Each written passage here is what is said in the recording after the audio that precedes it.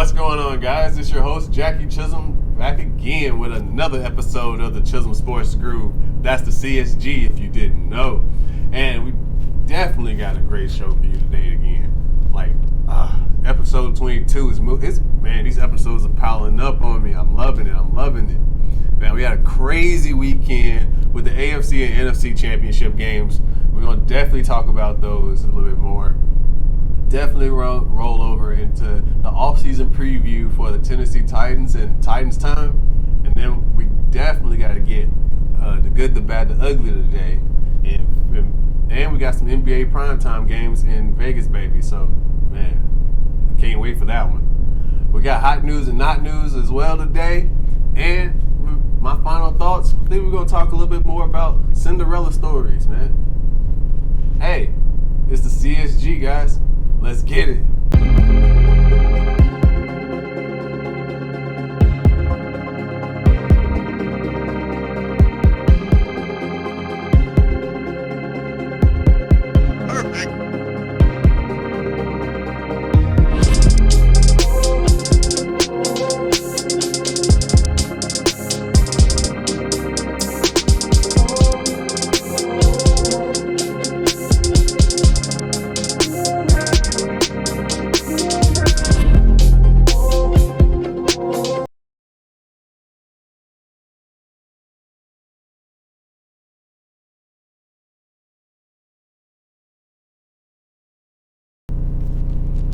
Welcome back, guys.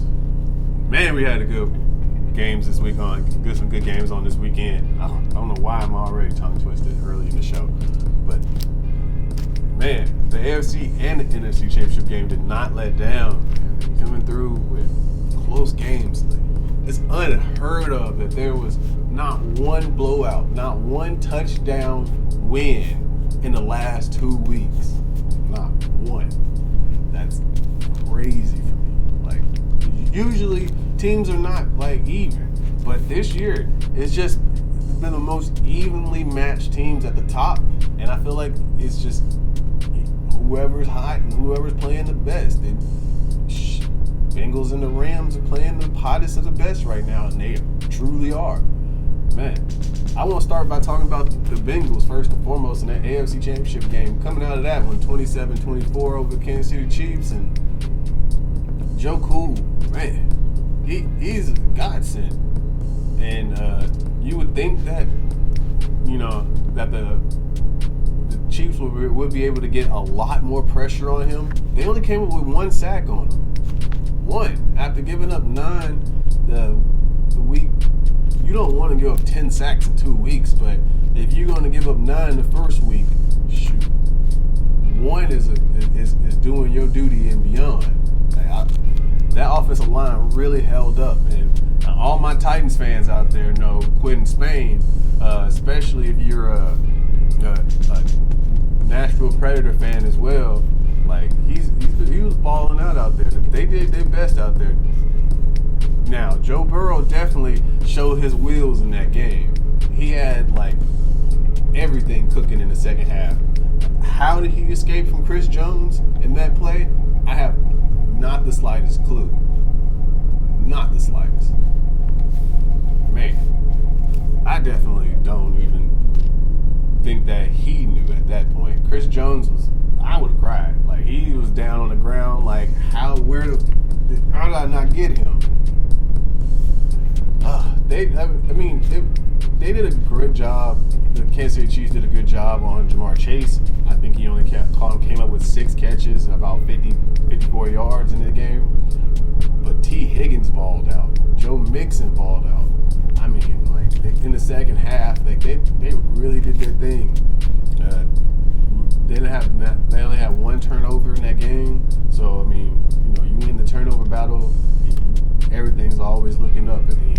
Right there at the end, just like they were for a kick to go. Now, I really do wonder if McPherson walked over to the coach at the end of the game and just was like, hey, it's crazy how we going to the Super Bowl. And walked out there, long leg them up right down the pipe. Good kickers, man. Good kickers are hard to find, but they are worth it. Adam Vinatieri, Steven Gostkowski, and they won some big games. That's all I want to say. Man. The Chiefs, on the other hand, had a terrible game. You would think. You're up 21-3, scoring 3 straight drives, cooking like no other in the first half, and just lay a dud. Pat Mahomes, I gotta say you choked, man. I gotta say you choked.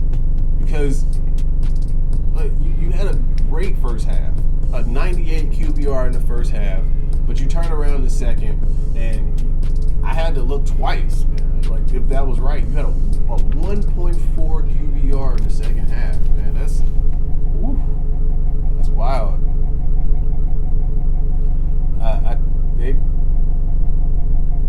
They did not put Pat Mahomes in a better position, though. So I definitely want to give a lot of the blame to Eric Bieniemy and Eric Reed. Still some on Pat Mahomes. Still definitely on Pat Mahomes. But like, when you see your quarterbacks lost out there and missing, like, just lost in the coverage and don't know where to go with the ball and scrambling around for his life and getting hit in the second half, taking 4 sacks total. Man, you would think that you would just turn around and run the ball or implement check-ins. Like, hey, if you don't like what you see, check it down and run the ball. Like most offenses do, but when you're running gun, I guess you stay with your whatever got you there. But that definitely hurt him in that game. Man, I don't know. I mean, 4 straight AFC Championship games for the Chiefs. You would think that run is going to end at some point. So, look how they come back next year. The defense was really bad during the season. They do have some draft picks that they can help out. Their offensive line is young. They just signed Joe Thuney onto it. They got 2 young draft picks that they just added to it this year. I mean, so they're going to come back next year. You would think it'd be just as like dangerous, if not more dangerous, next year. Back to the Bengals, man. Like, first Super Bowl ever appearance for them. That's pretty amazing. And worst to first in 2 years. Like, that is commendable. Like, who in the hell saw that coming? I didn't. I didn't see that at all. Shout out to the Bengals, man. Definitely. I'm glad to see y'all get all the way there, especially if you're going to put out my team. Seems like it was destined at that point. It wasn't our year. It just wasn't our year. All right, we got one more game. We got the Rams and the 49ers for the 3rd time this season, and they did not live it down. Sheesh. I mean, still came down to a field goal at the end. I think the Rams end up winning 2017 at the end of this. You definitely like what you saw from Matt Stafford in that game. He was the difference maker, to be honest. Like, you don't think that with Jared Goff he would have been able to take some of the shots that they made. Some of those throws he made to Cooper Kupp for touchdowns were ridiculous. Like, I mean, had a hand away from being tipped or intercepted or something even more tragic. But that man got some arm strength on him, so like, that definitely has made a difference. Shout out to Cooper Kupp and OBJ. They balled out this weekend. Man, like they definitely stepped up when needed. They didn't have much of a running game, but they definitely was effective when needed. So, and you just don't see coming into that game it being close. If I were to tell you that the 49ers were to only have 50 yards rushing in that game, but hey, shout out to Jimmy G for keeping them in the game. I mean, he did throw 30 times. You would honestly think that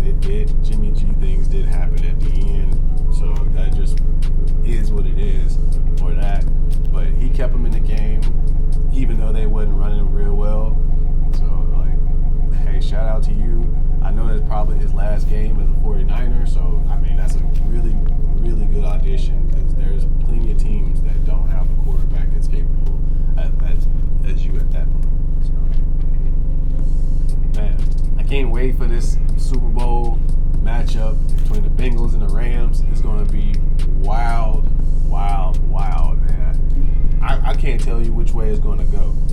Like, the matchups across the board are just ridiculous. Like, I'm hoping that they're actually able to give Joe Burrow some time because Aaron Donald and Von Miller, Leonard Floyd, Sebastian Day, if he's healthy, Gaines in the middle, like they got some bad front. And we seen what Cincinnati's O-line is capable of giving up when it comes to good front. So hopefully there is a good shootout. Last team with the ball wins. Man, that's all I ever hope for. And that's all we've gotten this entire playoffs. I loved it. Loved it, man. It's been amazing. Last team with the ball wins. All right, guys, when I come back, we're going to go right into Titans time, so stay tuned. Hit that like and subscribe button, and we always love feedback, so leave a comment. Now, back to your regular scheduled program.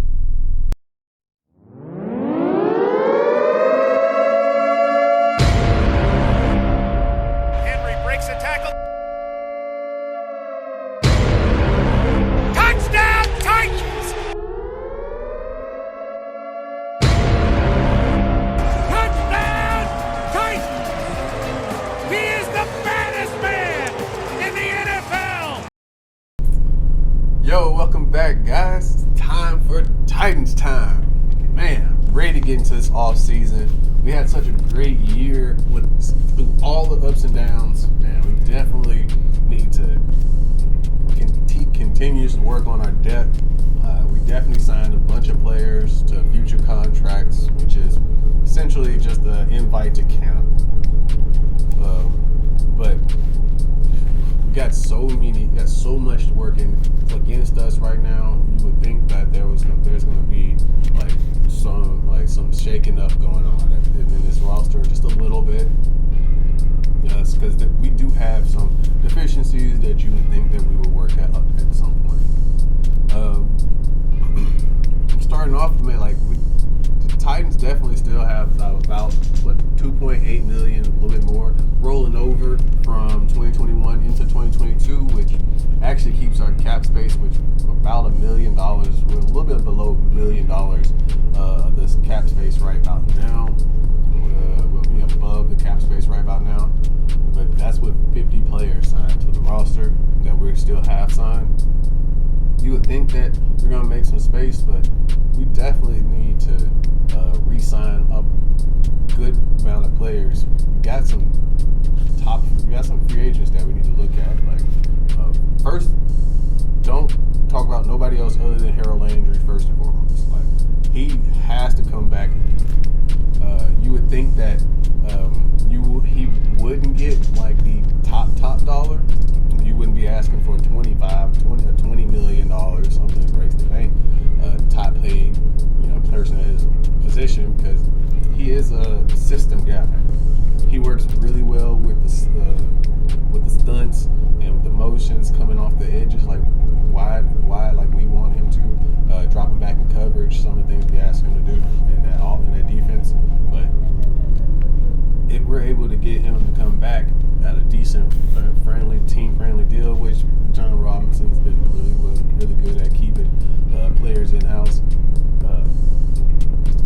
that's going to be huge for our defense next year. We definitely don't want to lose a key piece like our top guy with the sacks last year. So, also definitely want to bring back, I think it might be NWI, Nick Westbrook-Akina. He's a special teamer that stepped up really big, and there's no way we let him go at this point, especially with the way his contract is scheduled, and he's not necessarily an unrestricted free agent. He's I think a restricted free agent or something like that.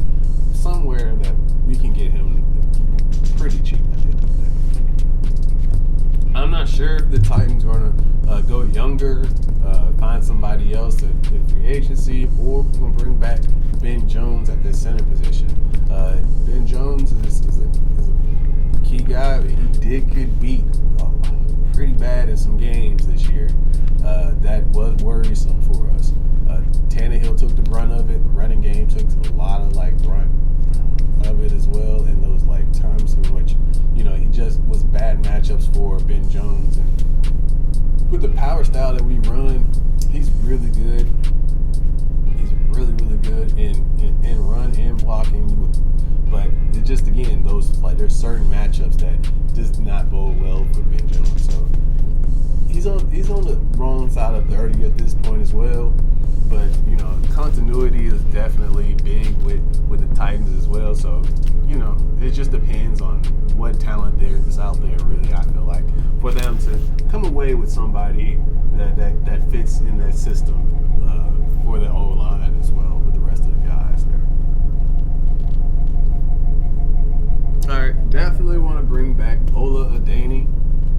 Man, he's a Pro Bowl alternate, a special teamer. He got a couple sacks this year.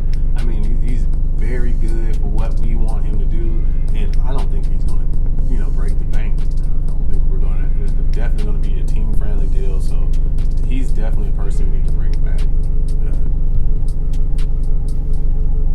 I'm gonna stay with the way the Titans have always been doing things under John Robinson, and bringing back guys that fit our certain roles for us and are able to take team-friendly deals. Somebody like Jayon Brown as well, who came back last year. I think I can see him coming back for another year as well.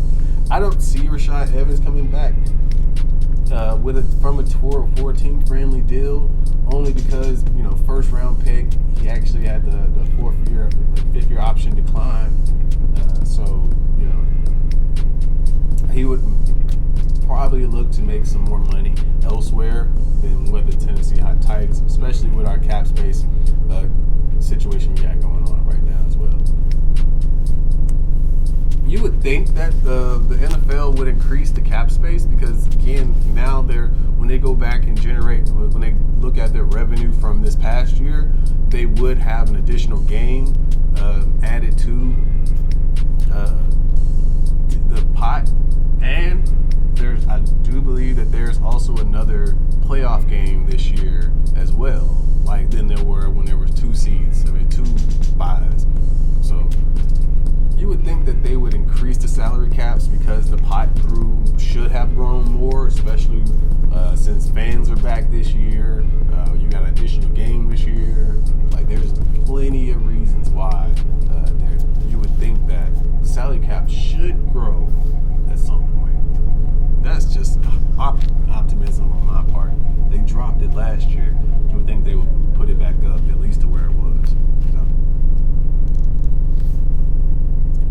The Titans definitely have some needs as well, but when we are missing a couple of draft picks. I think we don't have a second and a seventh this year.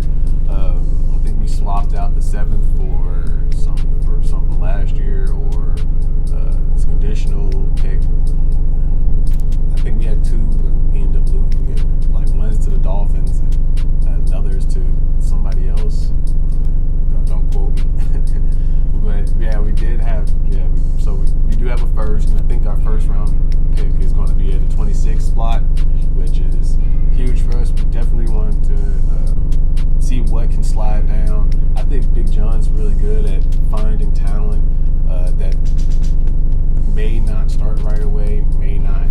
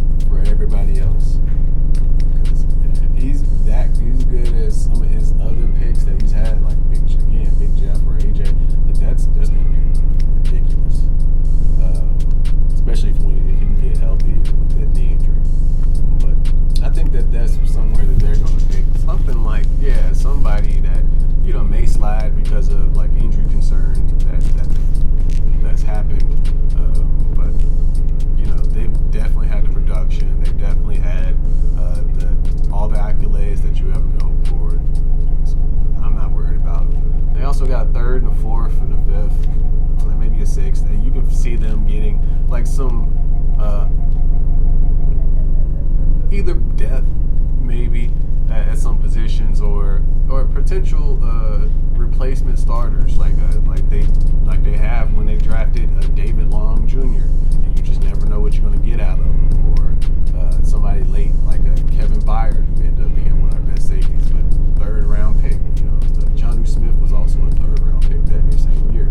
So you never know, man. Like they definitely just you draft for depth, but once you start grooming them guys and you see what they really made of and what their drive and how they really want to succeed, you never know. I think we got top five needs that need to be addressed. I feel like in this off season has to start with a wide receiver or a pass catcher. Let's say that a mismatched pass catcher. Now, I'm going to separate that from the next point for a reason.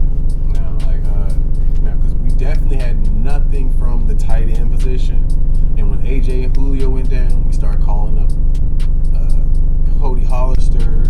We asked Chester Rogers to do a lot. Marcus Johnson when he was healthy. So you definitely want another pass catcher to throw in there, like somebody who we can definitely rely on to get separation, to run good routes, and help Brian Tannehill out. Either that's another wide receiver or it's a tight end. Now we also need some speed, and that's why I put it different, because a tight end doesn't have to be fast. He just has to know what routes he's running, use his body well, use his leverage well, and get open. Well, same with a wide receiver that can run that, like an AJ Brown. He doesn't have to necessarily be fast, to use his body and his leverage to run crisper routes and get open.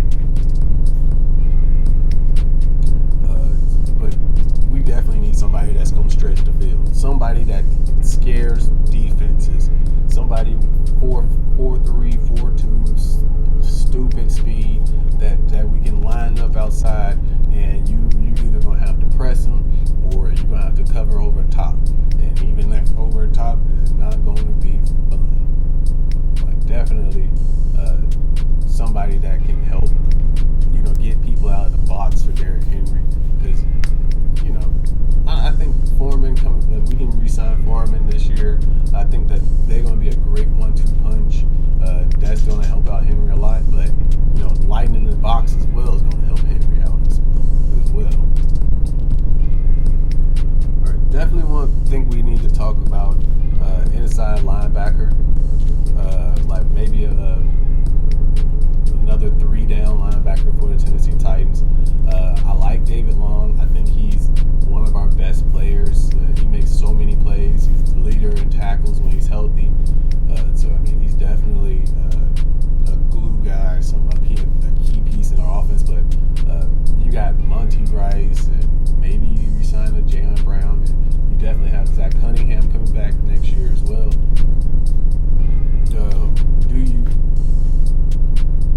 You really don't know if you have like a 3-down linebacker out of Monty Rice because he's so young. Yet he did get hurt in his rookie year and missed a significant amount of snaps. I don't think that Zach Cunningham's a 3-down linebacker. He will be paid like one, so maybe Vrabel knows what he's getting out of him and can know what to ask from him. He's been okay in coverage, and he's made plays like that since day one when he came to the Titans. And I've been completely shocked but happy with his play and this so far. So I think that you still want to get another guy, because injuries are a bugaboo for us. Having 4 guys like we did last year was key. We still had to bring in another guy after having 4. So I don't think that Zubnar or since he's on the wrong side of 30 is going to be that 4th linebacker that also plays special teams for you. I think you bring in somebody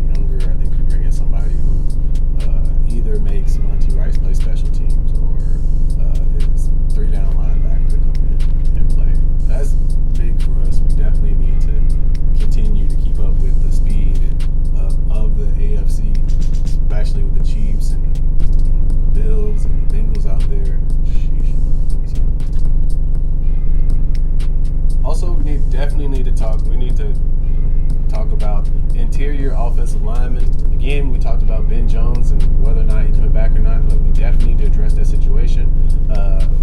Roger Saffold hasn't said anything about retiring at this point that I know of. So, but if he's able to come back, you still would need somebody, because he was banged up in a lot of games this year, and at his age, you would think that it's not going to get better. All right, last but not least, I definitely think we need to address cornerback position. I like Buster Screen. He came in and played really well for us.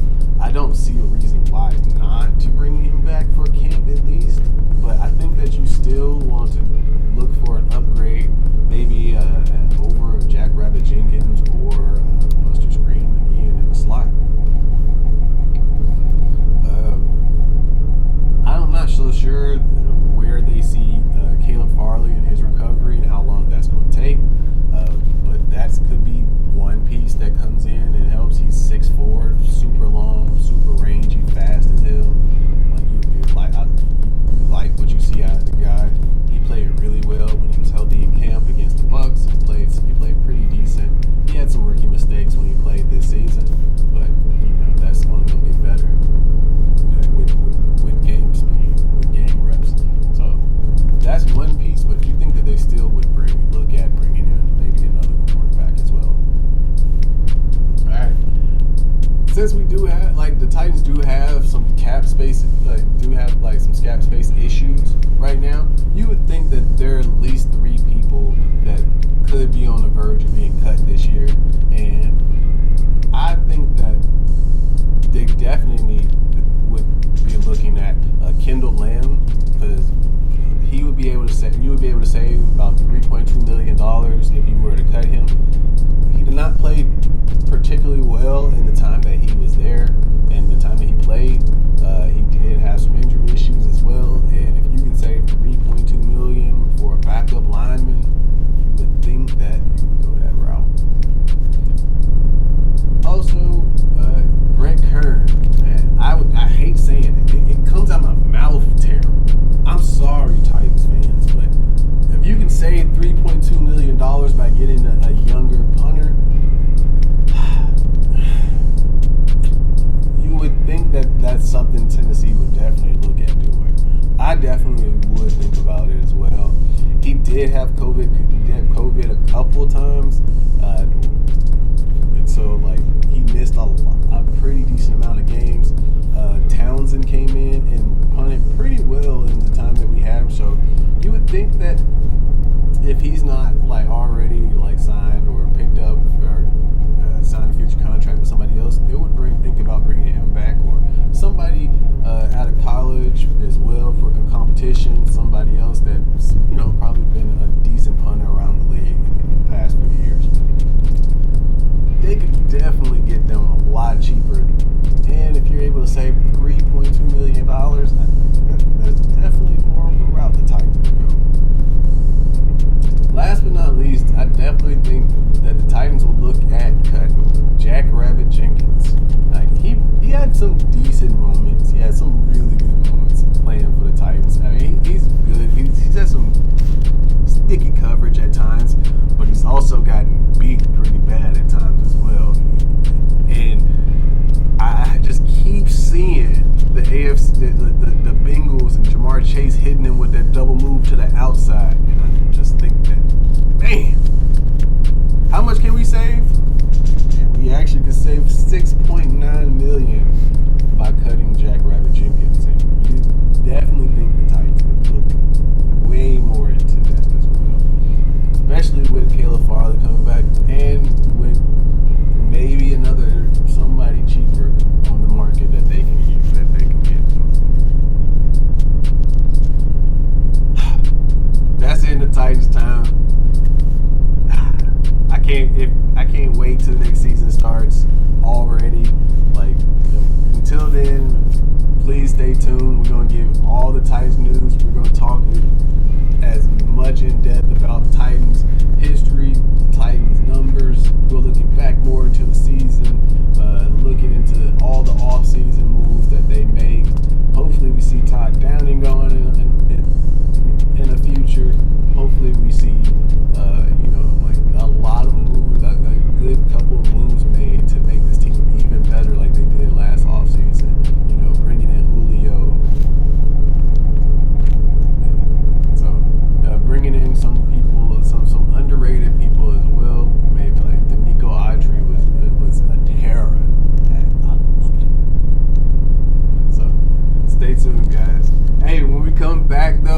we're going right into Vegas, baby. So stay tuned, guys. Hit that like and subscribe button. And we always love feedback, so leave a comment. Now, back to your regular scheduled program.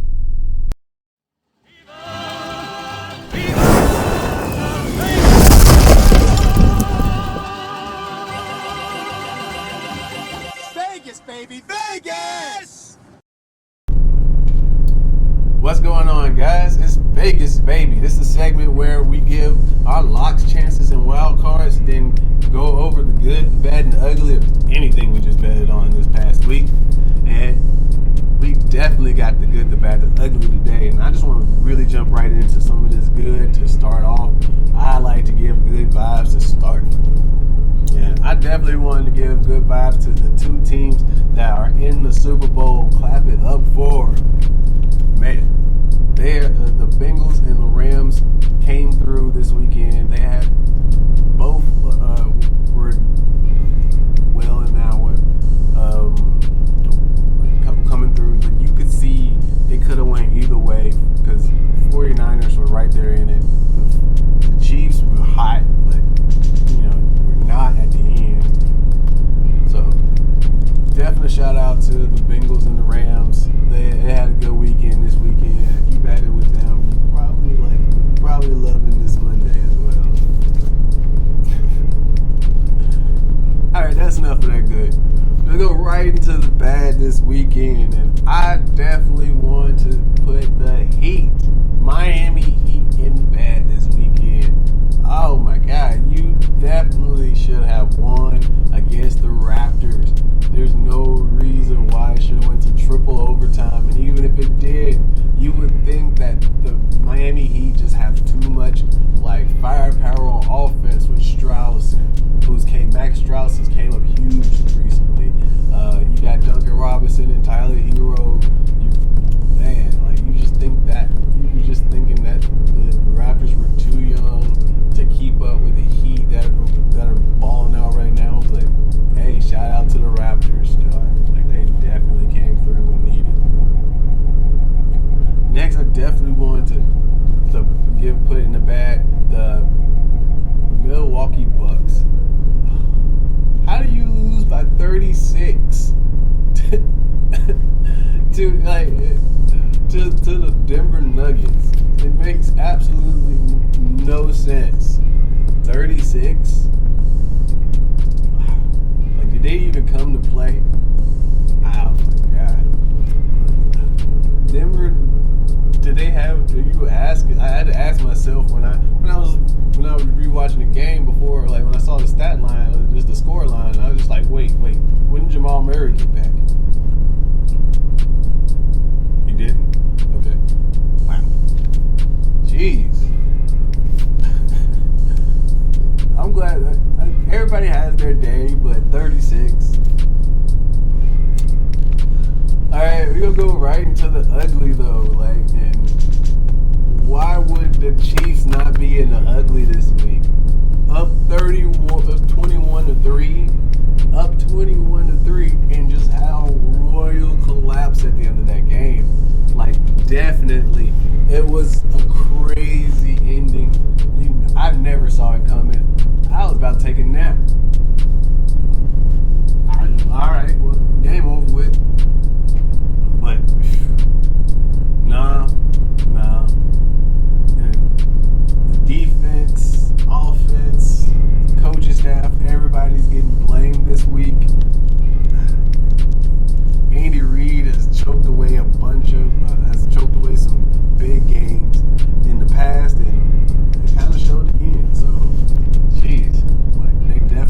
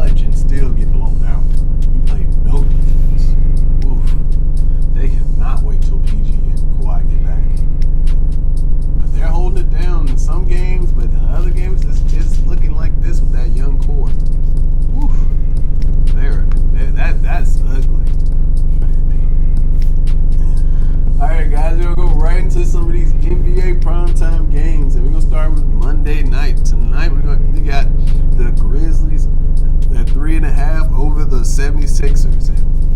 And I'm going to go with the Grizzlies.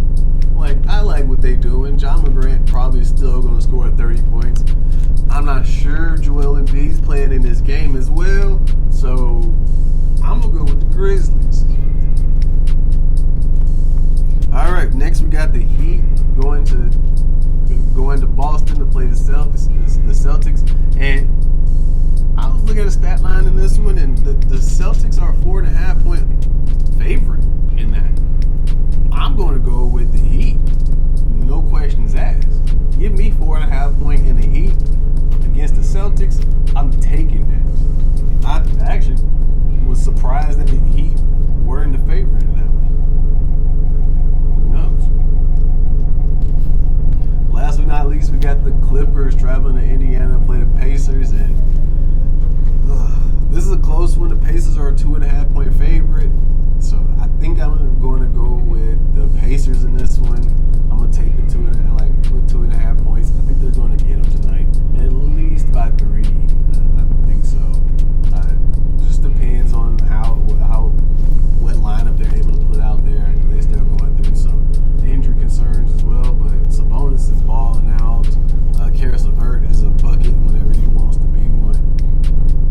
So I'm not putting it against them, especially since the Clippers have been so seesaw.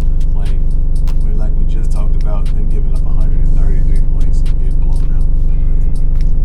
That's insane. So let's go right into Tuesday games. We got the Wizards going to Milwaukee to play the Bucks. I don't know, man. I don't think that the Bucks are going to lose this one. I think Giannis is going to be right back in it. They had a couple losses, but they definitely have been playing still pretty well this season. Injury bugs catching everybody, so you would think that they're going to be in most of those games. I don't see the Wizards keeping up with them now. I'm gonna go with the Bucks. We got a rematch of the Heat and the Raptors after their triple overtime game, and the Heat are going to Toronto, and I think I'm gonna go with the team that just lost. There's no reason why not to. You got extra motivation at this point. Your teams are clearly evenly matched at that to go into a triple overtime. So why not just go to the one that just lost? They got a little extra motivation at the end of the day. I also think they have a better team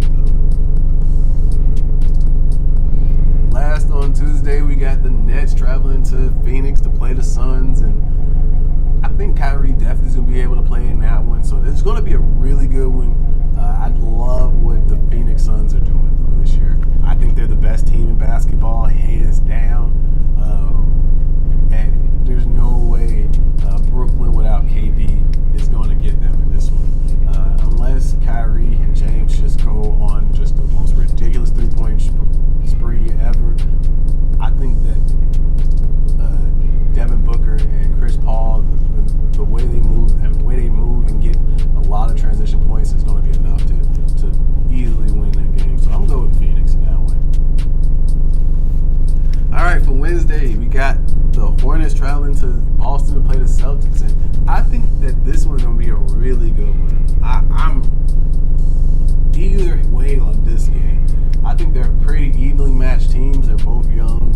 They both can get hot at any night, but I just think that the Hornets have a deeper team. I think that they can get hotter. So I think I'm gonna go with LaMelo and those Hornets. Next, we got the Grizz traveling to Madison Square Garden to play the Knicks, and I'm gonna go with the Grizzlies again. Why not, man? What does the Knicks have to sell that I'm buying? Absolutely nothing. So, Grizz all the way in that one. All right, last for Wednesday, we got the Nuggets traveling to Utah to play the Jazz, and man, I definitely don't think that the Jazz have been playing particularly well lately. I don't know what slump they've been going through. I know Rudy Gobert's been out for the last few games. I haven't seen Spider Mitchell in the last game or two. So I don't know what's going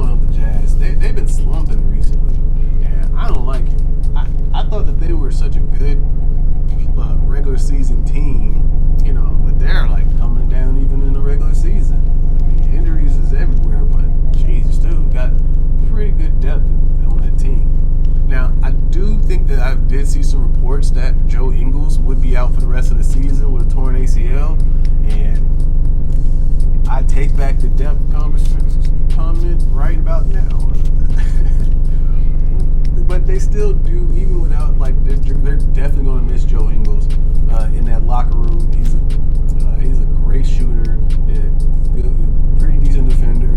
He's good with the ball in his hands. He's a good passer, playmaker, and I think they love him in that locker room as well. But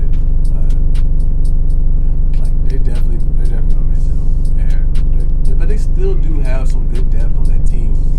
You would think Pascal would step up and play a little bit more. He's a good shooter now. He's playing shooting really well, and he's a big body guy that's around the same size as him and play that same role as Joe Ingles.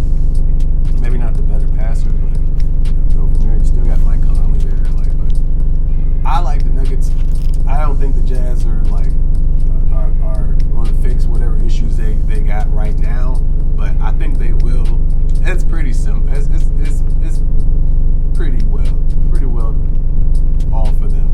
They got a good team. It's not going to be too hard for them to right their ship and make sure that they hit the playoffs going pretty hard right now at the end of the season.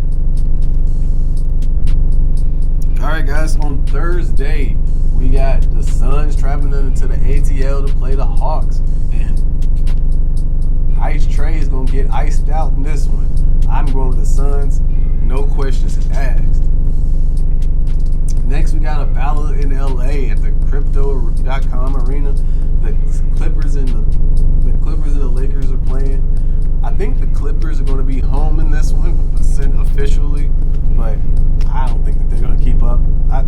I'm not so sure. I think LeBron could be back by the end of this week, which is this Thursday game. So if Anthony Davis is back, there's no way they run away. They don't run away with that one. If they don't run away with that one, they can put a fork in it. All right. Last but not least, we got a makeup game. Yeah. The Heat and the Spurs are going to make up their game from December 29th. That's pretty cool. I definitely think that the Spurs are playing pretty well. They're always flying under the radar every year. Greg Popovich is popping out kids that nobody's ever heard of. They're still able to get 10 points, 5 rebounds, 5 assists in a game and play good defense. It's always shocking me how deep that their training and the way they mature players go. But I don't think they have nearly enough shooting to keep up with the Heat. So I'm going with the Heat again. All right, guys, that's the end of Vegas, baby. Please like and subscribe, man. If you haven't already, I gotta throw that one out there. All right, when we come back, we're gonna go right into hot news, not news. So stay tuned, guys. Hit that like and subscribe button, and we always love feedback, so leave a comment. Now, back to your regular scheduled program.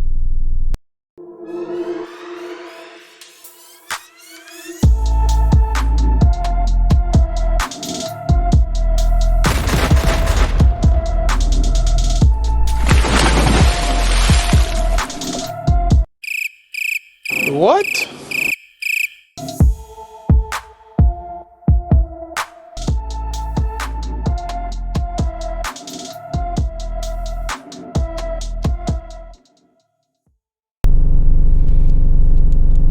What's going on, guys? This hot news or not news. This is the segment where we go over all the hugest topics in the world of sports, and if it's hot news, we don't stop and talk about it a little bit more. And if it's not news, we're gonna explain why and keep it pushing. I know everybody's already heard. It's official. I think this is gonna be official. Tom Brady is going to retire. This is huge news for everybody. I'm tired of seeing him play because he's been in the way of my Titans every year. They've been good. So, but shout out to him. He's got an impeccable resume. I don't think nobody can match that in football. He's gonna go down as one of the best to ever do it. Rightfully so. It's definitely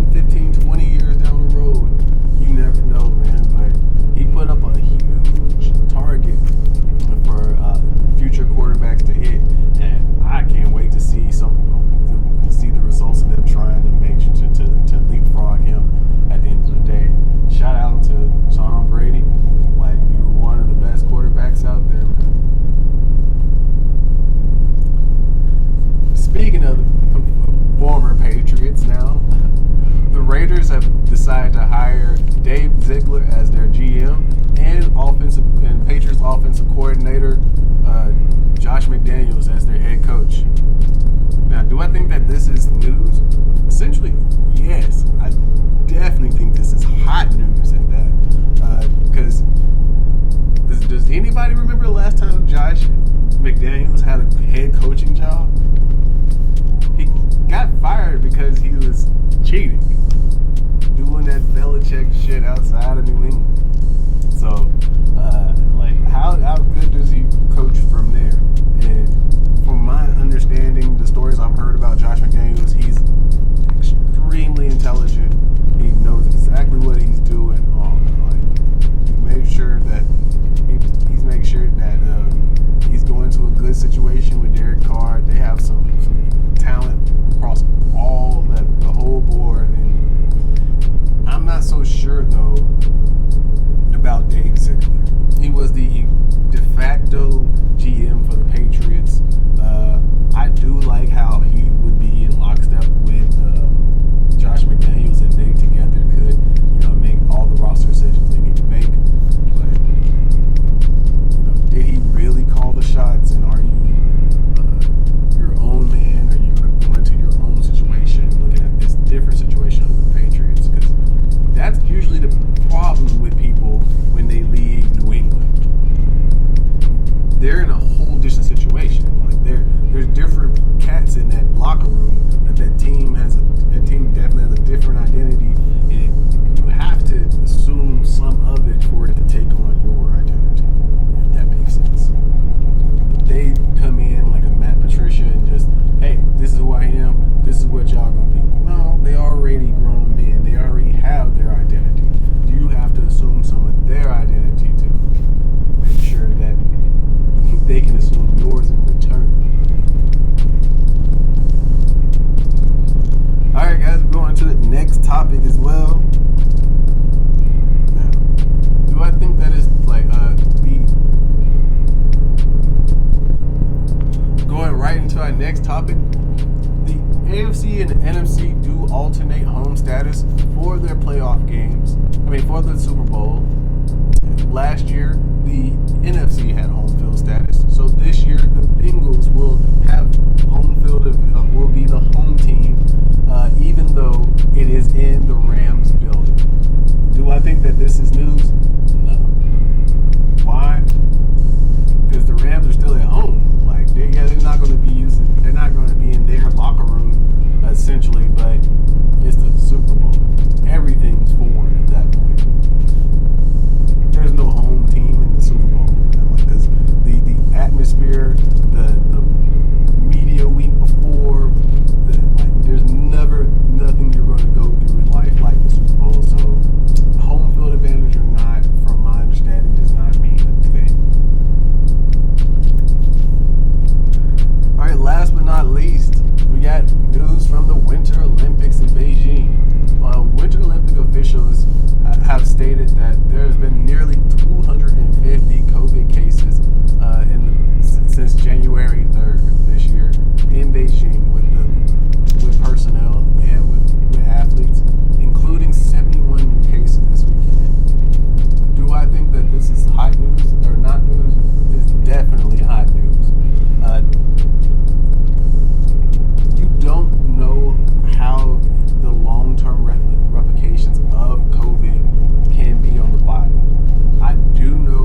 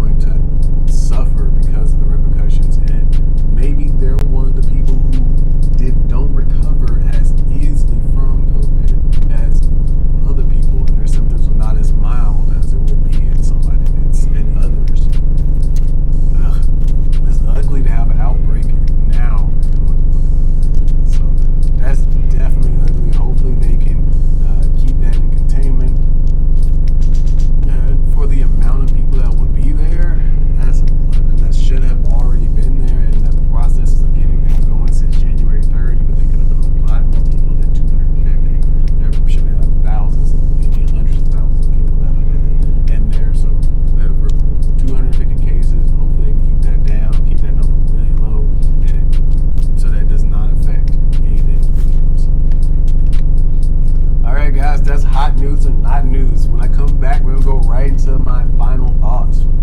So stay tuned, guys.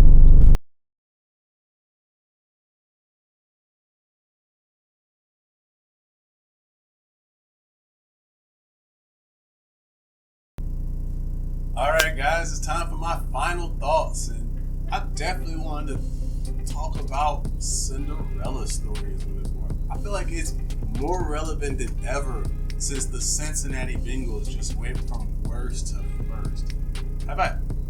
I've never seen a worst to first that fast in my life. Like, got to love the Cinderella story, man. Like being a Titans fan, their first year being the Titans, they barely make the playoffs. They get scored on with 9 seconds or 7 seconds left in the game, and Music City Miracle. As an underdog, they ran right through the Colts the next game, and the Jacksonville Jaguars only lost 3 games that entire year. They went 15-3. All 3 losses were to the Tennessee Titans, including the 3rd loss was in the AFC Championship game. The Cinderella story ends in the Super Bowl when you come up a yard short.